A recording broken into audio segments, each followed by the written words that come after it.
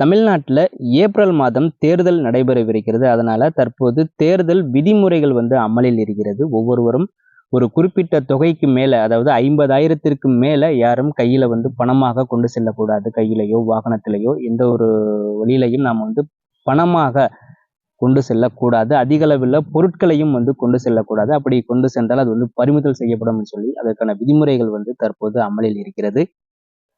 தமிழ்நாட்டில் எல்லா மாவட்டத்திலையும் எல்லா ஊர்லையும் தற்போது தேர்தல் பறக்கும் படையினர் சோதனையில் ஈடுபட்டிருக்கிறாங்க. தற்போது வெளிநாட்டில இருந்து வந்த ஒருவர் ஓரிரு நாட்களுக்கு முன்பாக வெளிநாட்டில இருந்து திருமண ஏற்பாட்டுக்காக ஊருக்கு வந்த அவர் குடும்பத்தோட புதுச்சேரிக்கு போகும்பொழுது, கடலூர் மாவட்டத்திலிருந்து புதுச்சேரிக்கு போகும்போது தேர்தல் பறக்கும் படை சோதனை நடைபெறக்கூடிய அந்த இடத்துல அவங்களும் உட்படுறாங்க. அப்போ அவரை சோதனை பண்றாங்க.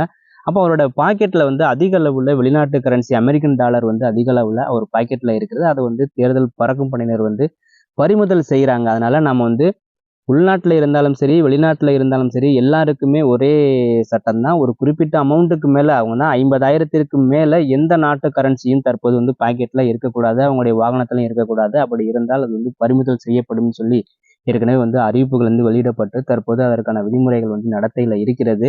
அதனால நீங்க உள்நாட்டில் இருந்தாலும் சரி அல்லது வெளிநாட்டில இருந்து இந்தியாவுக்கு வந்தாலும் ஒரு குறிப்பிட்ட அமௌண்ட்டுக்கு மேல நீங்க உங்ககிட்ட இருக்கக்கூடாது.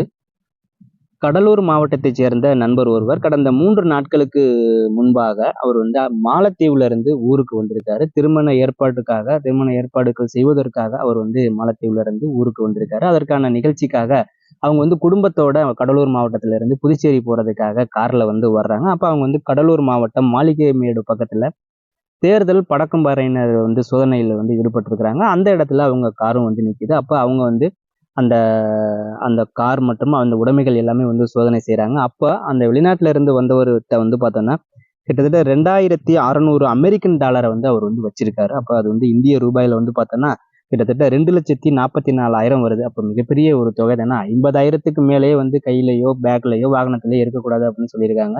அப்ப இவ்வளவு பெரிய அமௌண்ட்டை அவங்க பாக்குறாங்க. அதற்கான ஆவணங்கள் அவர் சரியாக இல்லை. ஏன்னா அவர் அவரோட உழைப்புல அவரோட சம்பளத்தை எடுத்துட்டு வராரு. அதுக்கான ஆவணங்கள் எப்படி கொண்டு வர்றது அப்படிங்கிறது அவரு யோசிச்சிருக்க மாட்டாரு. நம்மளோட சம்பளம் தானே அப்படின்னு அவர் வந்திருப்பாரு.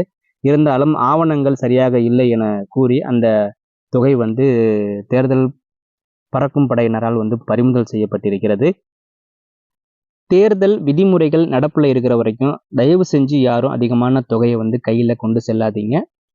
நீங்க வெளிநாட்டுல இருந்து வந்தாலும் சரி, வெளிநாட்டுல நீங்க எந்த நாட்டுல இருந்து வந்தாலும் அந்த நாட்டோட கரன்சியையும் நீங்க அதிக அளவுல நம்ம கையில வச்சுக்க கூடாது. ஏன்னா அப்ப அவங்க கால்குலேட் பண்ணி ஒரு பெரிய தொகையை பறிமுதல் செய்யறாங்க அப்படின்னா அதற்கான ஆவணங்கள் நம்ம எப்போது அவங்க கிட்ட சமர்ப்பிக்கிறோமோ, அதாவது தேர்தல் விதிமுறைகள்லாம் முடிஞ்சு அதுக்கப்புறம் நாம போய் அதற்கான ஆவணங்கள் சமர்ப்பிச்சு இதனுடைய சம்பளம் இந்த நாட்டுல இந்த அக்கௌண்ட்ல எனக்கு இவ்வளவு தொகை வந்திருக்கு, நான் ஊருக்கு வரும்போது இதை கொண்டு வந்திருக்கேன் அப்படின்னு சொல்லி அதெல்லாம் காட்டி தான் நம்ம வாங்க முடியும். அதற்கான நாட்கள் ரொம்ப டைம் எடுக்கும். அதுக்கான அலைச்சலும் அதிகமாக இருக்கும். அதனால முடிஞ்ச வரைக்கும் உங்களோட கரன்சியை நீங்க அங்கேயே மாற்றி உங்க அக்கௌண்ட்டுக்கு நீங்க அனுப்பிச்சிட்டு வர்றது சேஃபாக இருக்கும்.